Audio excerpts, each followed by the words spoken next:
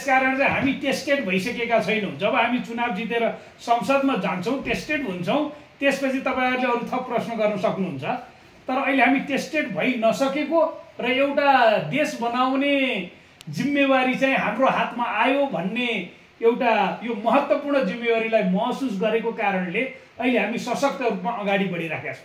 तपाईँहरूको समुदायमा नि यो अन्तिम प्रश्न हो मेरो, एकले अर्काको खुट्टा तान्ने, एकले अर्कालाई चाहिँ एकले अर्काको कुरा काट्ने, एकले अर्कालाई नसहने, अनि तपाईँहरू यतिखेर चाहिँ यो एउटा यो डम्फु किन बजाउनु भएको? यो त डम्फु होइन। तपाईँहरू एक ठाउँमा आउनु, तपाईँहरू एकताको गफ गर्नुहुन्छ होइन, देश बनाउँछु भन्नुहुन्छ। तपाईँहरूले एकले अर्कालाई नै स्वीकार गर्न नसक्ने स्थिति हामीले देख्छौँ बजारमा होइन। अर्को समुदायले तपाईँलाई हेर्ने दृष्टिकोण छँदैछ, अर्को राजनीतिक संस्कारले तपाईँलाई हेर्ने दृष्टिकोण छँदैछ।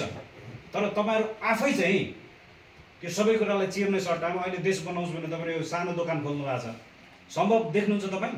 यो हाम्रो प्रयास हो, यो हाम्रो प्रयास हो। अहिले 3टा पार्टीलाई हामीले एक ठाउँ लगभग ल्याइसक्यौँ। अब यो एकताबद्ध भएर नआउने पार्टीहरू चाहिँ साइड लाग्छन्। हामी एउटा गम बलको रूपमा अगाडि आछौँ र यो गुड्दै जाँदा यसले अरूलाई जोड्दै ल्याउँछ। त्यो जोड्ने क्रममा हामी विभिन्न प्रकारको पदमा स्थापित हुन आछौँ यहाँ। तर यसलाई मैले कसरी परिभाषित गरेको छु भने यो एकता भन्ने कुरो चाहिँ रातारात हुने कुरो होइन।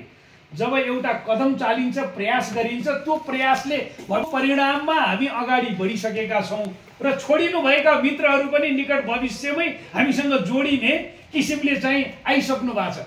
त्यसकारण तपाईँले के बुझ्नुहोस् भने अब यो संयुक्त नागरिक पार्टी एउटा गम बलको रूपमा गुडिसक्यो।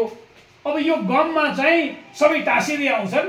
यद्यपि हामीले गर्ने कति कुरामा एकता नहुन सक्छ होइन, हामीले खाने कुरामा एकता नहुन सक्छ।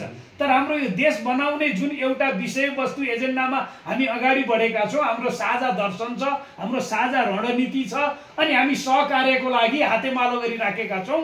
यो 3टा कुरामा हामी प्रतिबद्ध भएर अनि गम बलको रूपमा गुडिराखेका छौँ र भविष्यमा हामीले मौका अवसर पायौँ भने यो देशमा एउटा नमुना देखाउन सक्छौँ भन्ने हिम्मत राख्छौँ।